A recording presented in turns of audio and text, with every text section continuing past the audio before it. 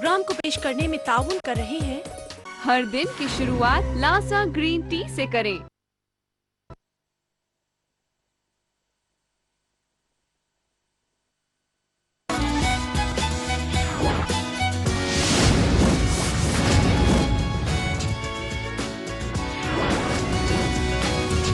आदाब डॉक्टर। आदाब नाजरीन, लाइव फोन इन प्रोग्राम आदाब डॉक्टर में आप सभी का तहे दिल से खैर मकदम है। रमज़ान मुबारक बहुत जल्द हमारे सामने आ रहा है, तब हमें अपने दांतों का ख़ुसूसी तौर से ख्याल रखना पड़ेगा, क्योंकि अक्सर हमारे दांत किसी न किसी मर्ज़ के शिकार हो ही जाते हैं। क्योंकि दिन भर हम भूखे पेट रहते हैं तो दांतों पर कुछ ना कुछ असर तो ज़रूर हो सकता है, और दांतों को कैसे बचाया जाए अलग अलग अमराज से, इस बारे में रोशनी डालने के लिए हमारे साथ महवे गुफ्तगू है डॉक्टर सिराजुर रहमान, जो कि प्रोस्टोडेंटिस्ट हैं, director new dental hospital Mehdipatnam Hyderabad से। डॉक्टर साहब, हाउ आर यू? बहुत बहुत शुक्रिया आपका कि आपने अपना कीमती वक्त निकाला, स्टूडियो में आए। काफ़ी सारे दांत हमें दिख रहे हैं और इनको देख कर कई सारे सवाल जहन में भी उभर रहे हैं। उम्मीद करती हूँ हमारे नाजरीन के जहन में भी कई सारे सवाल उभर रहे होंगे इस वक्त कि क्या किया जाए रमज़ान में, और किस तरह से ना सिर्फ रमज़ान में साल के बाकी दिनों में भी किस तरह से अपने दांतों का अच्छी तरह से बेहतर तरीके से ख्याल रखा जाए और किन किन चीज़ों से बचा जाए। क्योंकि डॉक्टर साहब, आप भी जानते हैं और नाजरीन भी जानते हैं कि हमारे दांत का दर्द जो है वो सबसे भारी भरकम दर्द रहता है बाकी दर्दों से। हमारे नाजरीन का अगर कोई सवाल है तो आप सवाल नीचे नंबर स्क्रॉल हो रहे हैं उन पर कॉल करके आप डॉक्टर साहब से अपना सवाल पूछ सकते हैं। अगर कोई दांत का मर्ज है तो इस बारे में सलाह मशवरा जानना चाहते हैं डॉक्टर साहब से, तो बेझिझक होकर। डॉक्टर साहब, इससे पहले सवालों की बौछार शुरू हो जाए, हम आपसे जानना चाहते हैं, रमज़ान मुबारक सामने आ रहा है, इनफैक्ट हमने इसी मुद्दे को पकड़ा हुआ है कि किस तरह से दांतों का ध्यान रखा जाए। रमज़ान में बहुत लंबा टाइम जो है वो बिना खाए रहते हैं हम, और अक्सर लोग भूल जाते हैं रात को फिर ब्रश भी करना। रात सहरी के वक्त खाना है, फिर सुबह फिर सोना है नमाज पढ़ के, तो उसके बाद दिन भर कुछ नहीं खाना है आपको, फिर वापस रात को अफ्तारी करनी है। तो किस तरह से मखसूस तरीके से कौन से वक्त पे किस तरह से दांतों को महफूज रखा जाए? जी, बहुत सही पूछा आपने। जिस तरह पिछली मरतबा भी बताया गया था, रोज़ेदार के लिए खाना ग़िज़ा जितना ज़रूरी है, दिन भर के उसके ओरल एनवायरनमेंट, मुंह के माहौल को बरकरार रखने के लिए ब्रश करना उतना ही ज़रूरी है। वरना हर कुछ देर में जब ये थूकना चाहेगा या फिर दांत के बीच में कोई चीज़ फंसी हुई होगी तो इसके मुंह से बो आने लगेगी, थूकना चाहेगा तो खून निकलेगा, तो दिन भर इसका बहुत गिरा और भारी गुजरेगा। और रोज़े में जो हलावत, जो मज़ा और जो तक़वा, जो इबादत के लिए ये लगाना चाहता है, गैर शऊरी तौर पर भी सिंपल ब्रश न करने की वजह से, मसोड़ों के खून के रसने की वजह से, दांतों में फूड इम्पैक्शंस की वजह से, मुंह से बो आने की वजह से इसका कंसंट्रेशन बिल्कुल डाइवर्ट होता है। ऐसा भी होता है कि दांतों मसोड़े में अगर खून न निकल आए तो उस वजह से रोज़ा टूट जाए? टूटता नहीं है, लेकिन रोज़ा मकरूह हो जाता है। जी, मुँह से खून या मसोड़ों से खून के रसने से, बहने से, मसोड़ों की वजह से रोज़ा मकरूह हो जाता है। और बारगाह रब्बुल इज़्ज़त में जब रोज़ेदार पूरी अज़्म हिम्मत और इस्तिक़ामत के साथ नियत करता है कि मेरा रोज़ा मकबूल हो और मैं रब्बुल आलमीन का मुक़र्रब तरीन, क़रीब तरीन बंदा बन जाऊँ, इस रोज़े का मकसद हासिल करूँ, तो ऐसी सूरत में उसका मुंह का माहौल ज़रूर इसे बरकरार रखना चाहिए। ज़रूर। अभी कॉलर्स पे आ जाते हैं हम। हेलो, आदाब डॉक्टर। Hello hello. हाँ जी, कौन बोल रहे हैं? मैं कश्मीर से बोल रहा हूँ, मोहम्मद अयूब। अयूब साहब, फरमाइए क्या सवाल है आपका? जो है ना, ये ठंडा पानी है ना, हेलो, जब मैं पीता है ना दर्द आता है दांतों में। कब से चल रहा है आपका ये हो गया 5-6 महीने हो गए। सेंसिटिविटी। उम्र क्या है पूछ लीजिए। आपकी उम्र क्या है वैसे? ऊंचा बोलेंगे सर प्लीज। 5-6 महीने हो गए। 5-6 महीनों से ऐसा हो रहा है। आपकी एज क्या है? एज 29। आपको मालूम नहीं? अच्छा, 29 साल। 29। अच्छा, खाने पीने में ध्यान रखते हैं? किस तरह की गिजा खाते हैं? 29। 79 नहीं, 29। जी जी जी। तो गिजा के बारे में हमने बात की। डॉक्टर साहब ये भी जानना चाहेंगे कि आप किस तरह की चीजें खाते हैं? ये खाना वाना उसमें नहीं हो, जब पानी पीता ना उसी से होता ना ज्यादा। ओके, हाँ। चलिए ठीक है, पानी ज्यादा पीते हैं उस वजह से ऐसा होता है। हाँ, यानी ठीक। हाँ, ओके, ओके। चलिए बहुत बहुत शुक्रिया डॉक्टर साहब, अब तक सलाह मशवरा पहुंचा देंगे। फिलहाल एक और कॉलर पे हम आते हैं। हेलो, आदाब डॉक्टर। हेलो, हाँ जी। हाँ जी, कौन बोल रहे हैं? उदयपुर से बोल रहा हूँ, आर्टिजन। ऊंचा बोलेंगे प्लीज। उदयपुर से बोल रहा हूँ, आर्टिजन। समझ नहीं आ रहा मुझे आपका नाम। आर के जैन। आर के जैन, ओके। हाँ। आर के जैन साहब कहाँ से बोल रहे हैं? मैं उदयपुर राजस्थान से। राजस्थान से बोल रहे हैं। क्वेश्चन हाँ, सवाल मैं पूछिए। कह रहा हूँ, मेरे को दांतों के पीलापन है, बिल्कुल एकदम चमकदार बनाने मोती जैसे, तो क्या करना चाहिए? दांतों को चमकदार हाँ। और अच्छे बनाने हैं, क्योंकि मेरी एज है 58। जी जी जी। उम्र क्या है हाँ। आपकी? आपकी उम्र क्या है डॉक्टर साहब पूछ रहे हैं? 58। 58 साल के आप हैं। हाँ इस एज में भी दांतों की चमक को कैसे बरकरार रखा जाए? आपके दांत फिलहाल आपको लगता है कि खराब हो रहे हैं? यहाँ उदयपुर का पानी सर थोड़ा सा वो कैल्शियम है। पानी का प्रॉब्लम है? हाँ, पानी थोड़ा कैल्शियम है, तो उसका पीलापन ज्यादा आता है। ओके ओके, चलिए बहुत बहुत शुक्रिया आपके सवाल के लिए डॉक्टर साहब। दोनों बहुत ही उम्दा सवाल, इनफैक्ट हम सब के लिए ये सवाल है। पहला सवाल जो है वो अयूब साहब ने कश्मीर से पूछा था कि दांतों में जब 5-6 महीने से ये प्रॉब्लम है, ठंडा पानी पीते हैं तो दांतों में थोड़ा हाँ सेंसिटिविटी। जी भाई कश्मीरी साहब, अयूब साहब, कश्मीर का एनवायरनमेंट और टेम्परेचर तो निस्बतन हिंदुस्तान के दूसरे शहरों के मुकाबिल बहुत कम रहता है। तो ऐसी सूरत में दांतों का जो ऊपरी हिस्सा होता है एनामिल, वो बहुत स्ट्रांग मेंटेन करना, इसके लिए सबसे पहली चीज़ आप सही ब्रश और सही पेस्ट का इस्तेमाल करना। ब्रश जो आपके लिए मौजू होता है इस उम्र में मीडियम वाला होता है, और जो डिसेंसिटाइज़र पेस्ट होते हैं उसके इस्तेमाल कीजिए। ये सिंपल सी पानी पीने से सुनसुनाहट ये वक्तिया है, और डिसेंसिटाइज़र पेस्ट से ये ख़त्म हो जाएगी जी। और जैसे राजस्थान के जैन भाई कह रहे थे कि दांतों को मोतियों जैसा कैसे रखा जाए, उमूमन राजस्थान के हर इलाके में फ्लोरीन कंटेंट पानी में ज़्यादा होता है। तो ऐसी सूरत में ये दांत के बैरूनी हिस्से में, तो डॉक्टर साहब आपको डेमोन्स्ट्रेट करके बता रहे हैं किस तरह से दांतों को आप महफूज रख सकते हैं और कौन कौन सा हिस्सा मुतासिर होता है। ये जो एनामिल सरफेस है, 11 साल की उम्र में जिस तरह का पानी पेशेंट को या इंसान को मिलता है, अगर उस दौरान पानी में फ्लोरीन कंटेंट अगर ज़्यादा होता है तो ऐसी सूरत में यहाँ पर ब्राउन डिस्कलरेशन धब्बे हो जाते हैं दांत के बैरूनी हिस्से में, एनामिल सरफेस पर, इस पर भी और यहाँ नीचे वाले हिस्से में।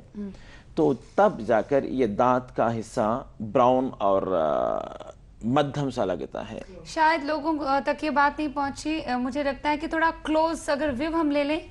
जी, ये दांत का पिक्चर, इसका क्लोज पिक्चर, ये दांत का जो बैरूनी हिस्सा है इसे एनामिल कहा जाता है। जब ग्रोथ पीरियड यानी पैदाइश से 11 साल की उम्र में जो पानी मिलता है, यूजुअली 1 पार्ट्स पर मिलियन फ्लोरीन अगर बॉडी को मिलता है तो ये दांत बिल्कुल अच्छी तरह कुदरती तौर पर बन जाते हैं। अगर इसमें फ्लोरीन ज़्यादा होता है तो ये धब्बे हड्डियों पर और दांत पर मुस्तकिल इंटरनल स्टेन्स बनकर उभरते हैं। तो ऐसी सूरत में दांत ब्राउनिश हो जाते हैं।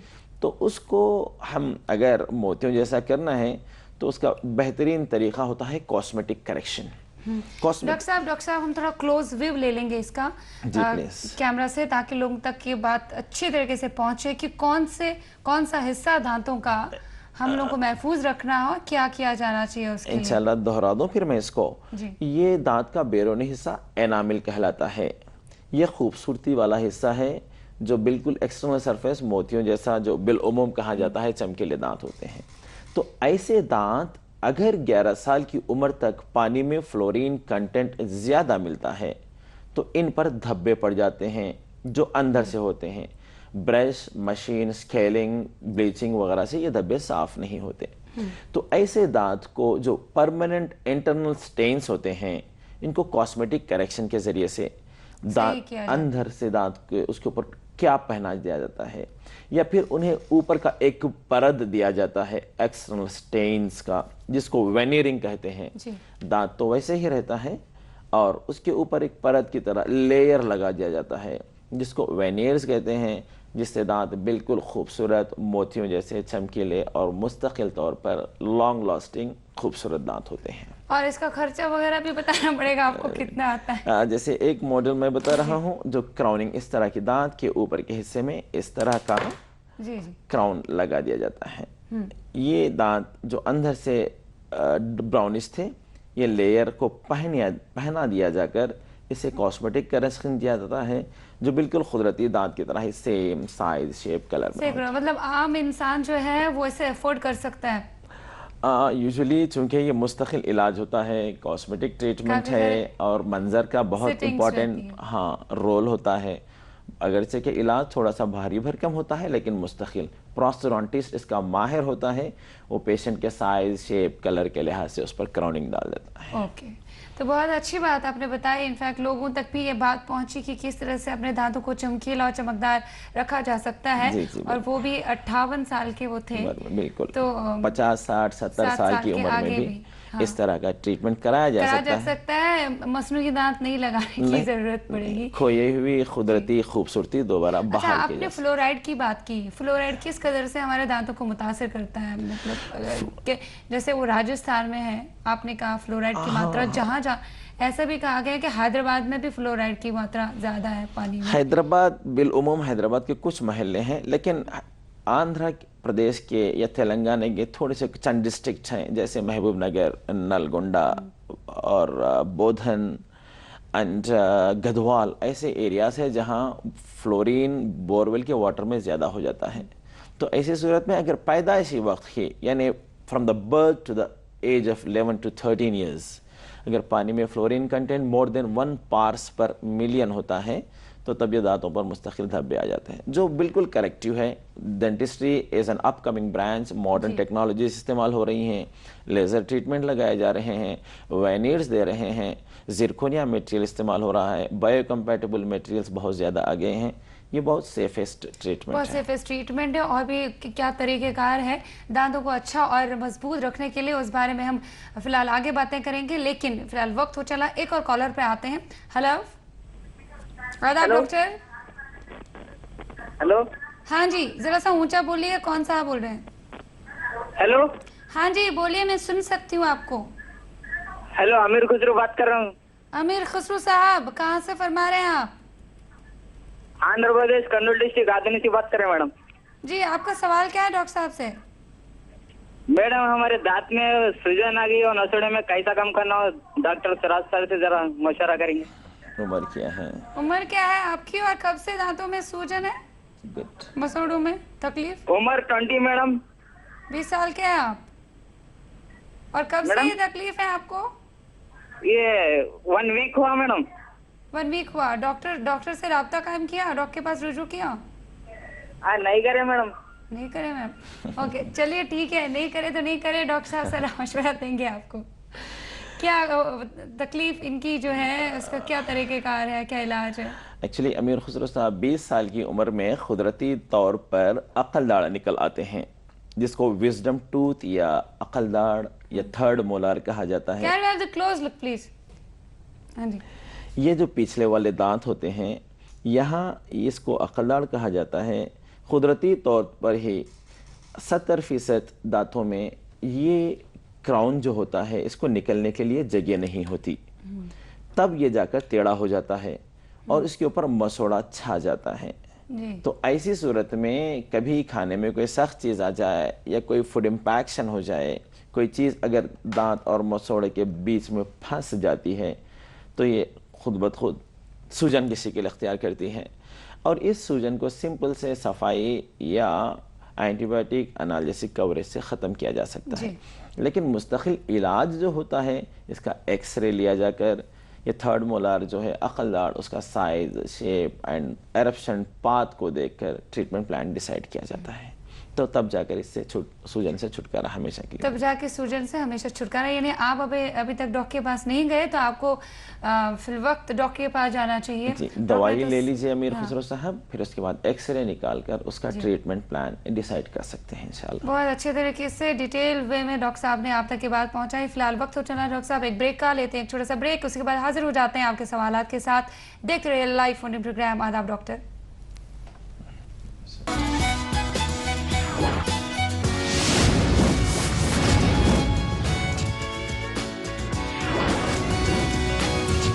आदाब डॉक्टर। ब्रेक के बाद लाइव फोन इन प्रोग्राम आदाब डॉक्टर में फिर से आपका तहे दिल से खैर मकदम है। आज हमारा एक इम्पॉर्टेंट मौजू है जिसके बारे में हर कोई जानना चाहता होगा। दांत सबको चमकेदार होने चाहिए, चमचमाते दांत सब चाहते हैं। उसके लिए बहुत इम्पॉर्टेंट ये बात है कि ग़िज़ा मुफीद होनी चाहिए और साथ ही साथ बिगिनिंग से आप अपने दांतों पर कॉन्सेंट्रेट करें, उनका ध्यान रखें। किस तरह से आप ध्यान रख सकते हैं दांतों का और इन्हें अलग अलग अमराज से बचा सकते हैं, इस सिलसिले में हमारे साथ में वे गुफ्तगू हैं डॉक्टर सिराजुर रहमान, जो आपके सवालात के साथ साथ में जवाब भी दे रहे हैं और डेमोन्स्ट्रेट करके इनफैक्ट बता रहे हैं। मसनूई दांत लेकर ये आए हैं ताकि आप तक ये बात बखूबी पहुंच जाए कि किस तरह से दांतों का ध्यान रखना चाहिए। डॉक्टर साहब, हम बात कर रहे हैं दांतों की, काफ़ी सारे मसनूई दांत आपके सामने हैं, तो दांतों में कैविटी जब आती है तो किस तरह से शुरू हो जाता है दांतों में कैविटी, एंड क्या इसका तरीक़ेकार इलाज किस तरह से, अगर आपको, बिकॉज कैविटी जो ही आ जाती हैं तो लोग खरोचने लगते हैं उसको एग्जैक्टली टूथपिक से, नहीं कुछ नहीं अच्छा लगता है, वो मीठा दर्द भी रहता है जी। तो किस तरह से पहले ये बचा जाए ताकि दांतों में कैविटी ना हो, और कौन सा हिस्सा है जो पहले कैविटी से मुतासिर होता है? बिल्कुल सही कहा आपने, हिफ्ज़ मा तक़द्दुम इलाज से बेहतर है, prevention is better than cure. जी, ये सबसे पहले जो कैविटी हम देखते हैं ओरल कैविटी में मौत में पेशेंट्स के, ये फर्स्ट मोलर है। आप लोग भी देख सकते हैं क्लोज व्यू में, अगर देखें तो ये कैविटी दांत में दिख रही है, क्योंकि ये सबसे पहले कुदरती तौर पर मुंह के अंदर एरप्ट होता है। 6 साल की उम्र में ये दोनों तरफ upper and lower first molar erupt हो जाते हैं, तो ज्यादा टेंडेंसी इन दांतों में कीड़ होने की हुआ करती है। ऊपर के दांत के मुकाबिल, मैक्सिलरी मोलर के मुकाबिल मैंडिबुलर मोलर में चूंकि ज्यादा चिगट चीजें अटकती हैं, मॉर्फोलॉजी, तो यहाँ से ये कीड़ शुरू होता है। निचले दांतों में पहले कीड़ा ज्यादा शुरू होता है फर्स्ट मोलर्स में।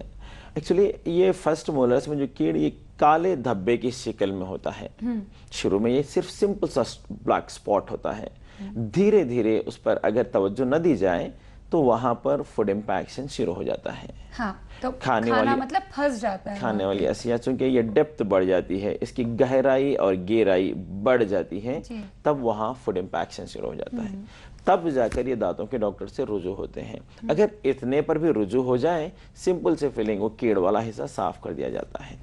ये साफ कर दिया जाकर उस पर फिलिंग अलग अलग किस्म की टेम्पररी या इंटरमीडिएट या परमानेंट रेस्टोरेशंस होते हैं। ये चांदी या ग्लास आइनोमर या लाइट क्योर ट्रीटमेंट या एल्यूमिनियम फैब्रिकेशन या इनलेस ऑनलेस इस तरह डालकर इसे फिल कर दिया जाता है। तो तब ये कुदरती दांत बिल्कुल महफूज होता है और इसको दूसरे कोई आगे इलाज की जरूरत आगे नहीं। जाके कुछ और सिटिंग वगैरह कोई और ट्रीटमेंट बाद में लेना है? क्या ये परमानेंटली, जब फिलिंग करने के बाद परमानेंटली सॉल्व हो जाती है प्रॉब्लम की? परमानेंट का मतलब ये होता है डॉक्टर तो अपनी महारत से उस कुदरती हिस्से को बिल्कुल सील अप कर देता है, पेरिफेरल सीलिंग कर दी जाती है, लेकिन मेंटेन करना पेशेंट के हाथ में होता है। वो मेंटेनेंस के बारे में जरा नाज़रीन को बताएं, क्योंकि अक्सर हम लोग नजरअंदाज करते हैं, दांतों की सफाई पर ध्यान नहीं देते। एक बार फिलिंग हो गई तो हो गई, बस डॉक्टर ने अपना काम कर दिया और मुझे कुछ नहीं करना। उस पर जरा थोड़ा आप रोशनी डालें। There is nothing called permanent in dentistry. ये डेफिनेटिव फिलिंग हम कह सकते हैं, यानी दांत की साइज में जो आज तक इजादात हुए हैं, there is a best possible treatment by restoring the natural tooth with a permanent restorative material. इसके लिए सबसे पहले मेंटेनेंस के लिए बहुत सिंपल सी चीज, आज वर्ल्ड हेल्थ ऑर्गेनाइजेशन कहती है कि 90% ऑफ द डेंटल डिसऑर्डर्स और 90% population is suffering from the dental disorders. 90% population, 90% लोग जो है वो मुतासिर है दांतों के अमराज से मुतासिर है, जिसकी बिल्कुल अहम वजह रात के ब्रश से इज्तनाब करना है, ये काहिली या पहलूतही है। अगर रात का ब्रश कर लिया जाता है, मुंह के अंदर 30 से ज़्यादा माइक्रो ऑर्गेनिजम्स होते हैं, जिसमें से तकरीबन 25 और 28 माइक्रो ऑर्गेनिजम्स हानिकारक होते हैं, नुकसानदेह होते हैं, 2 या 3 ही फ़ायदेमंद होते हैं।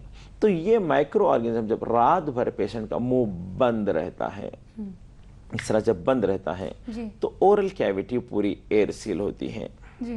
तो ऐसी सूरत में पूरे जो माइक्रो ऑर्गेनिजम्स होते हैं दांत के अतराफ के हिस्से को अपने आप को काबू में कर लेते हैं। तब ये माइक्रो ऑर्गेनिज्म जब यहाँ जम जाते हैं तो रात भर में अगर मीठी चीज़ मुंह में उन्हें मिल जाती है या फूड पार्टिकल्स मिल जाते हैं तो हज़ारों की तादाद में एक ही रात में बढ़ जाते हैं। जब बढ़ते हैं तो उनके अंदर एक एसिड पैदा करने की सकत रहती है, capacity to produce an acid known as hyaluronidase.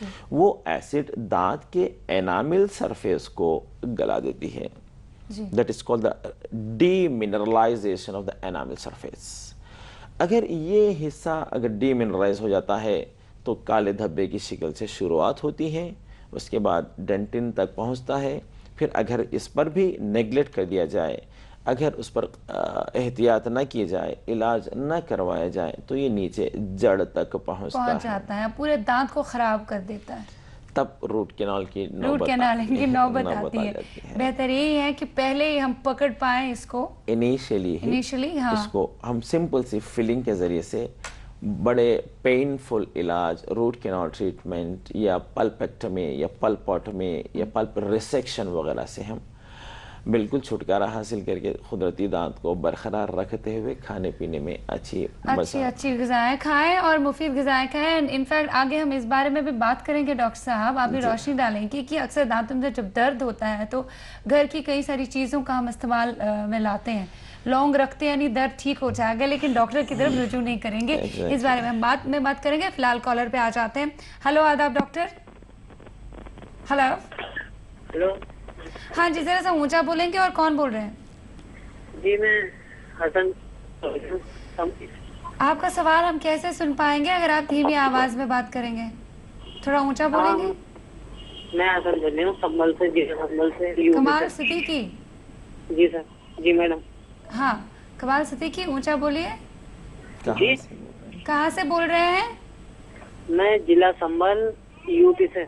UP से, ओके। तो कमाल भाई बताइए, अपना सवाल पूछे डॉक्टर साहब से।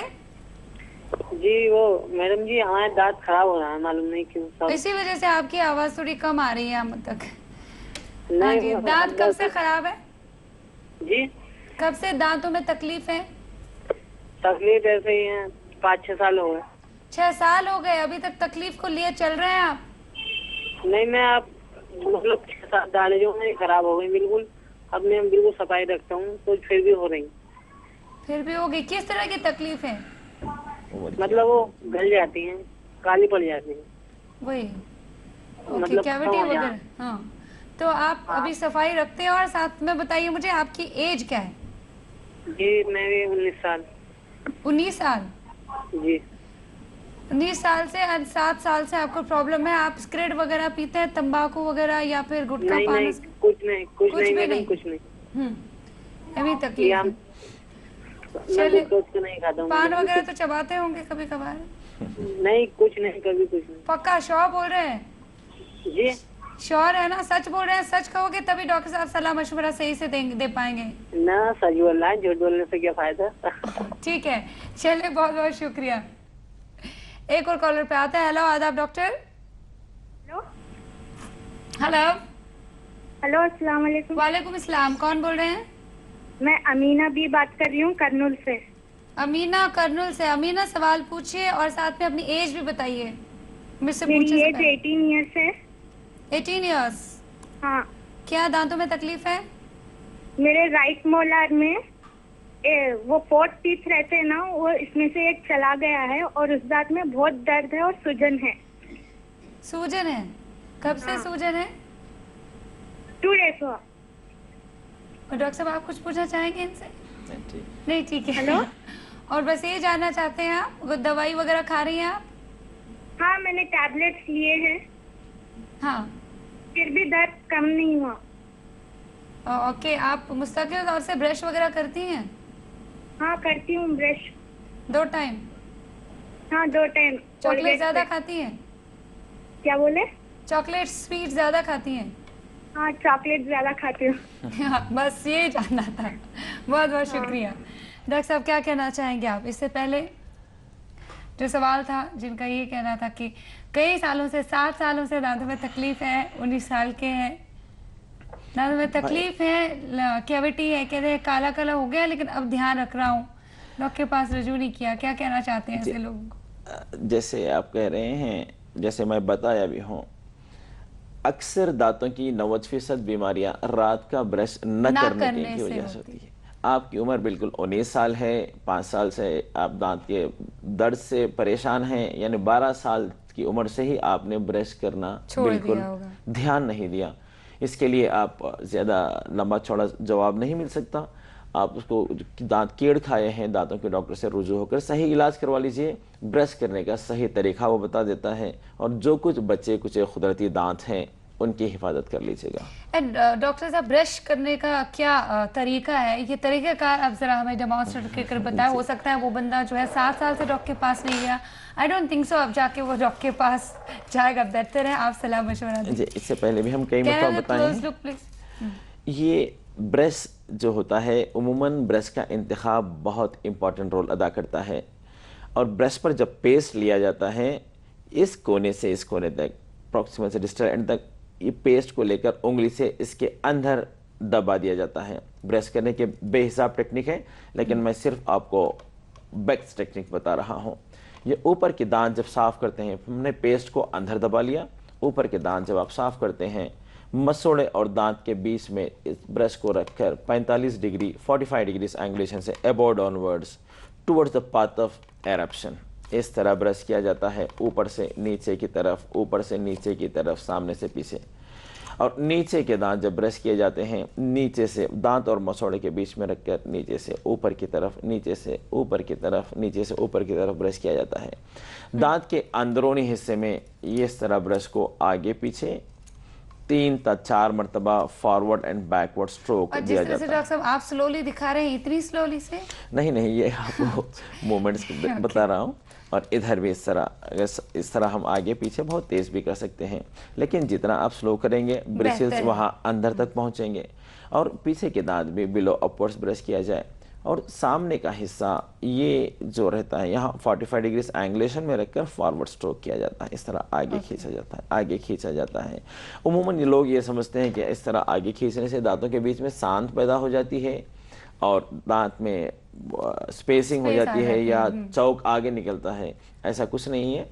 अल्लाह ताला हड्डी से ज़्यादा मजबूत दांत को बनाया है, तो ऐसे सिंपल सी ब्रश स्ट्रोक से या फॉरवर्ड मूवमेंट से दांत के मूवमेंट्स में किसी किस्म की फ़र्क नहीं आती। तो ये मिथ आप अपने जहन से निकाल दें। और डॉक्टर साहब ने जिस तरीके से आपको बताया कि ब्रश करना चाहिए, वैसे ही तरीकाकार आप ब्रश करने के लिए अपनाएं, तो आपके दांत जो है वो मजबूत और स्वस्थ और सेहतियाब रह सकते हैं। एक और सवाल था डॉक्टर साहब, ब्रेक ले लेते हैं, लेकिन उससे पहले ये सवाल का जवाब आप दीजिए। अमीना कर्नूल से, इनकी एज भी बहुत कम है, दांतों में काफ़ी दर्द है, सूजन है राइट साइड से ज़्यादातर तौर पर, और उन्होंने कहा कि चॉकलेट्स भी बहुत ज़्यादा खाती हैं।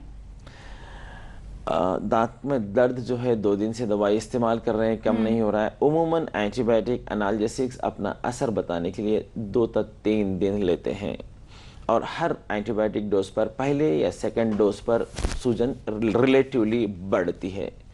तो उस वक्त ये नहीं समझना कि दांत की ये दवाई खाने से दर्द ज़्यादा हो गया, ऐसा नहीं। एंटीजन एंटीबॉडी रिएक्शंस के बाद ही जब इन्फ्लेमेटरी रिएक्शन होकर सूजन कम होती है, तो इसलिए 2 दिन में आपको दर्द आगे कम हो जाएगा।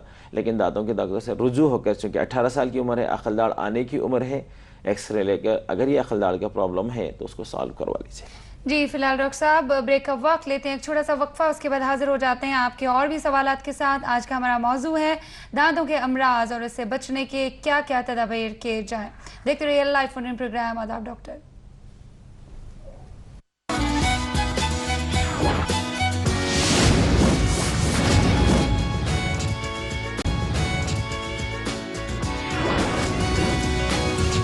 आदाब डॉक्टर।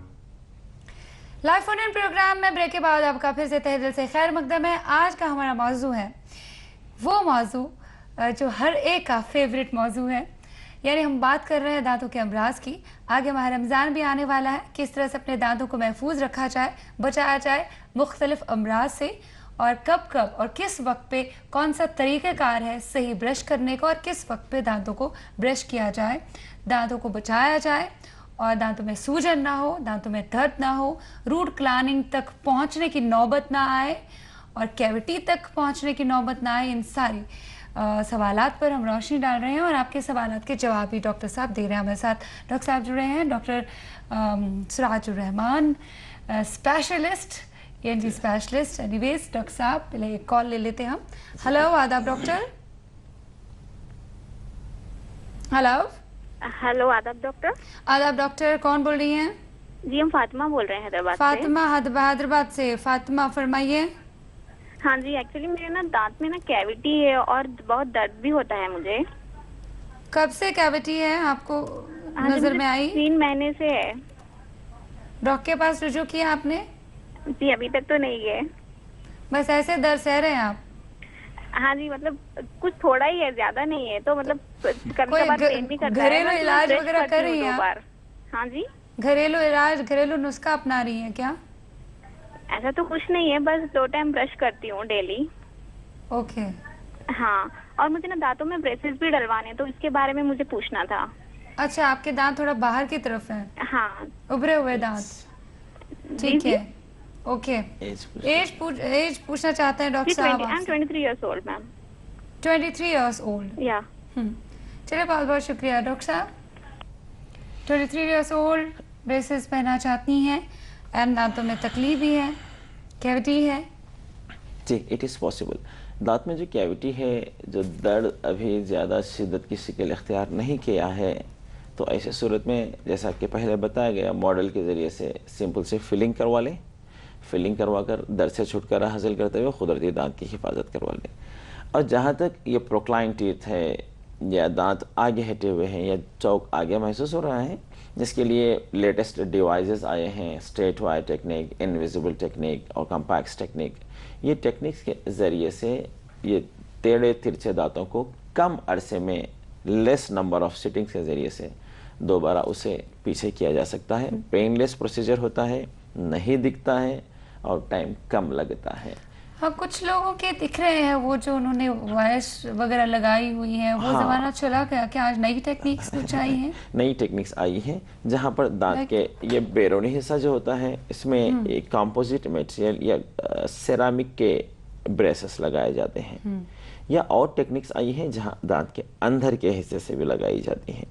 अंदर के हिस्से से लगाए जाएंगे तो दांत जो है, उभरे हुए दांत वो अंदर चले जाएंगे? चला जाएंगे सर। ओके। और दूसरा, इस पर एक बैंड्स भी जो इस तरह होते हैं तैयार किए जाते हैं, पहना दिए जाते हैं अलग अलग वक्त पर, ऊपर और नीचे। वो रात में पहनना है, दिन में निकाल देना है। तो काफी सारी टेक्नोलॉजी, बहुत सारी लेटेस्ट टेक्नोलॉजीज आई हैं, लेकिन हर टेक्निक हर पेशेंट के लिए इस्तेमाल नहीं होती। That depends upon the severity of the irregularities, age of the patient and systemic factors of the patient, bony proclination, non bony proclination, spacing, non spacing, ये बहुत सारे फैक्टर्स उसमें इंपॉर्टेंट रोल प्ले करते हैं in order to select the type of treatment. That is, treatment plan totally depends upon the age, morphology, space of the patient. किस तरह के, मतलब किसी को कुछ और प्रॉब्लम्स हैं या किसी को दिल की तकलीफ वगैरह है या कोई और मर्ज है या थायराइड है, कोई और प्रॉब्लम है, उनके लिए ऐसा कुछ नहीं है ना कि उनको पहले वो नॉर्मल करना पड़ेगा? ऑर्थोडोंटिक करेक्शन के लिए तो यूजुअली ये सिस्टमिक फैक्टर्स वो एल्डरली एज में होते हैं। अब जैसे एक्चुअली ऑर्थोडोंटिक जो ट्रीटमेंट शुरू किया जाता है लड़कियों में 9 to 11 ईयर्स के बीच में प्रिवेंटिव ऑर्थोडोंटिक्स होता है, यानी दांत और आगे चलकर ज़्यादा इरेगुलर ना हो, टेढ़े तिरछे ना हो। दूसरा होता है इंटरसेप्टिव ऑर्थोडोंटिक्स। तीसरा होता है करेक्टिव ऑर्थोडोंटिक्स। अगर उम्र 16 या 17 के आगे बढ़ रही है, when the growth period becomes normal, where there will not be any more formation or resorption of the bone, ऐसी सूरत में टेक्निक्स जो इस्तेमाल होती हैं वो थोड़ा सा कॉम्प्लिकेटेड होती हैं, टाइम कंज्यूमिंग होती हैं।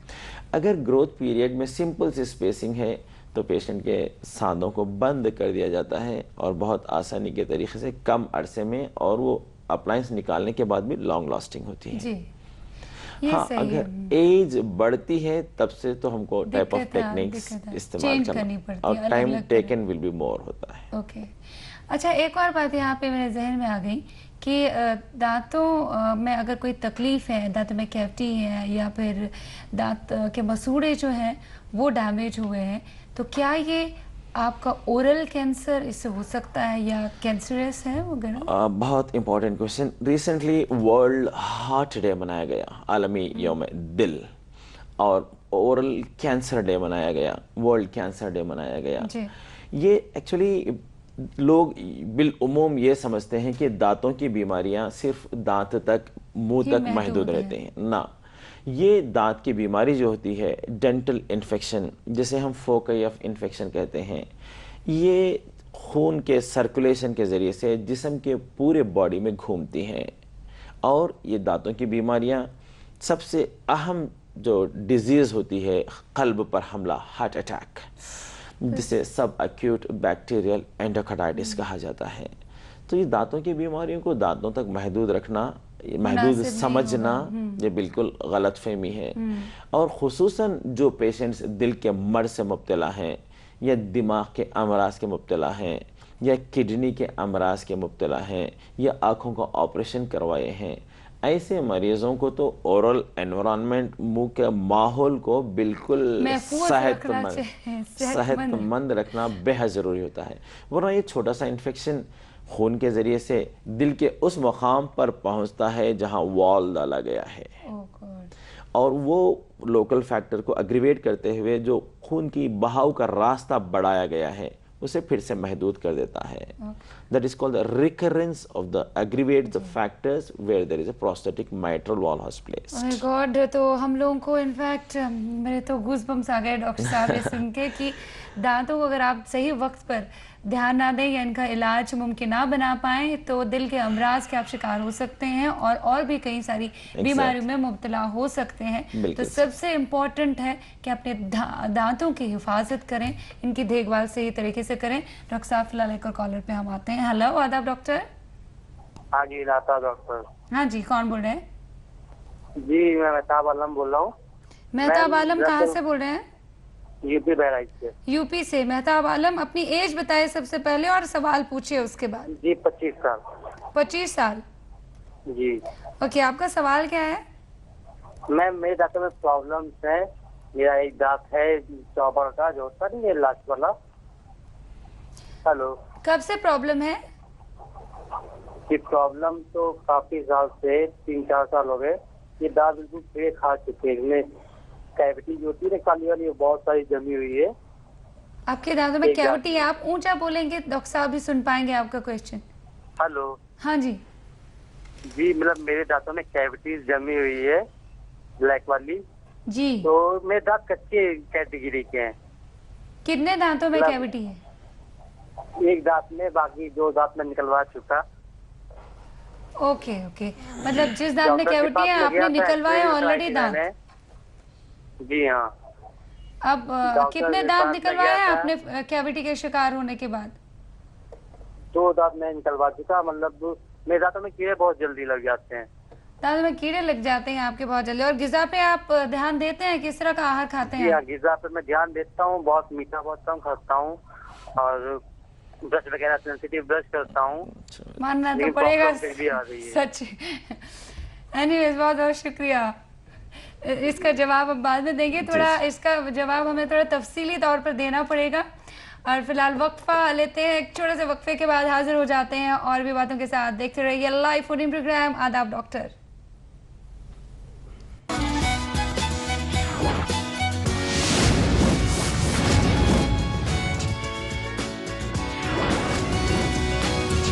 आदाब doctor. Live phone in programme आदाब डॉक्टर में आपका तहे दिल से खैर मकदम है ब्रेक के बाद। और आप जानते हैं आज हम दांतों के अमराज के बारे में बात कर रहे हैं। माह रमज़ान बहुत जल्द आ रहा है और तब किस तरह से अपने दांतों को हमें महफूज रखना चाहिए, अच्छी अच्छी ग़िज़ा किस तरह से खानी चाहिए, किस वक्त पर दांतों में अच्छे से ब्रश करना चाहिए। और डॉक्टर साहब आपके सवाल के जवाब भी दे रहे हैं। डॉक्टर साहब हमारी बहस जारी रहेगी, लेकिन पहले इस क्वेश्चन का आंसर आपको देना पड़ेगा। एक साहब ने हमें कॉल किया था, 25 साल के हैं और दांतों में कैविटीज़ है, 2 दांत ऑलरेडी निकाल चुके हैं, एक और दांत में कैविटी आ गई। जब हमने पूछा कि ध्यान रखते हैं, टाइम पे ब्रश करते हैं, कहा कि हस्बे मामूल करता हूँ, तब कितना सच मानेंगे हम और क्या कहना चाहेंगे, किस तरह का सलाह मशवरा? एक्चुअली कुदरती दांत इम्प्लांट से ज़्यादा कीमती होता है। हज़ारों रुपए डालकर कुदरती दांत निकालने के बाद मसनवी इम्प्लांट के ज़रिए से जब दांत लगाया जाता है तब भी कुदरती दांत की बात नहीं आती। और इतनी कम उम्र 25-26 साल में आप दांत निकाले हैं। एक चीज़ ज़हन नशीन नाजरीन को कर लेना चाहिए, दांत के निकालने से चेहरे की साख्त बिगड़ जाती है।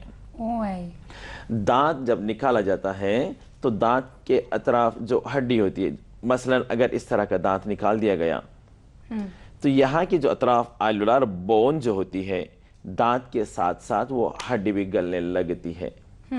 तब जाकर ये चेहरे पर जब हड्डी गलती है तो चेहरे पर ठस्से पड़ते हैं। चेहरा अंदर की तरह धस जाता है, इंडेंटेशंस होते हैं, तो जिससे उम्र से पहले ज्यादा उम्र नजर आती है। कोई भी शायद ये नहीं पसंद करेगा कि उम्र से पहले मेरी ज्यादा उम्र नजर आए। तो इसलिए ये कुदरती दांत का जो skeletal system with that of in relation to the alveolar bone has to be maintain. तो कुदरती दांत निकालने से बिल्कुल इज्तनाब बल्कि ना कहना चाहिए, चूँकि डेंटिस्ट्री बहुत डेवलप्ड विंग है। Root canal treatments, GTR, plastic surgeries और फ्लैप सर्जरीज वगैरह के ज़रिए से कुदरती दांत की बिल्कुल साख्त बरकरार रखी जा सकती है। इसलिए कुदरती दांत निकलवाना नहीं चाहिए। और कम उम्र में आपके दांत निकलवाए हैं आप, इससे बिल्कुल ये चीज़ की दलालत करती है कि आप अपने ओरल हाइजीन पर ध्यान नहीं देते हैं, बहुत केयरलेस है आप। तो ऐसी सूरत में आप ब्रश पर ज़्यादा ध्यान दीजिए। आगे जो कुछ कुदरती दांत बचे हैं उनकी हिफाजत कर लीजिए। बिल्कुल हिफाजत करनी चाहिए। और डॉक्टर साहब माह रमज़ान आ रहा है, तो मुतबरक महीना है, सब लोगों को तो रोज़े रखने ही है, अल्लाह ताला की इबादत भी करनी है।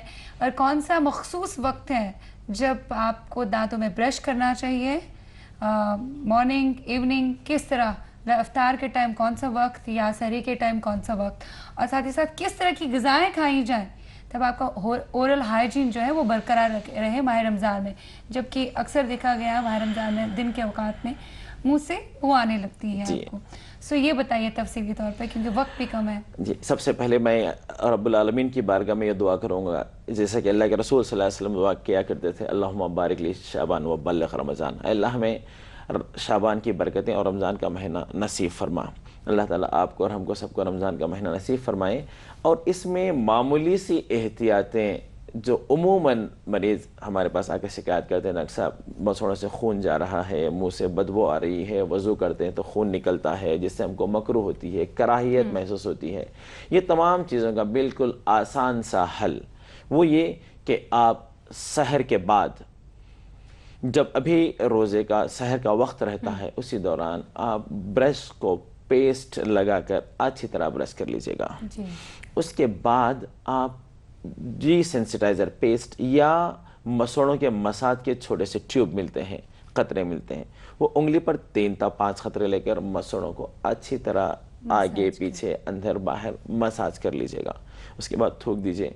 दिन भर आपका ओरल एनवायरनमेंट इंशाल्लाह बहुत बेहतर तौर पर और बगैर किसी तकलीफ और बो और खून के रसने से बच कर रहेगा। इसके अलावा रात में इफ्तार के बाद आप जब इफ्तार कर लेते हैं तो आप गागल कर लीजिए या ब्रश कर लीजिए। खुसूसन ये देखा जाता है रोज़ेदार तरावी के लिए जाते हैं, तरावी में लंबी लंबी नमाजें होते हैं, फिर वापस आकर चूँकि बॉडी ग्लूकोज लेवल कम होता है तो हर रोज़ेदार ये चाहता है और ये उसे डिमांड भी करती है बॉडी कि मुझे कुछ मीठी चीज़ें खाई जाए।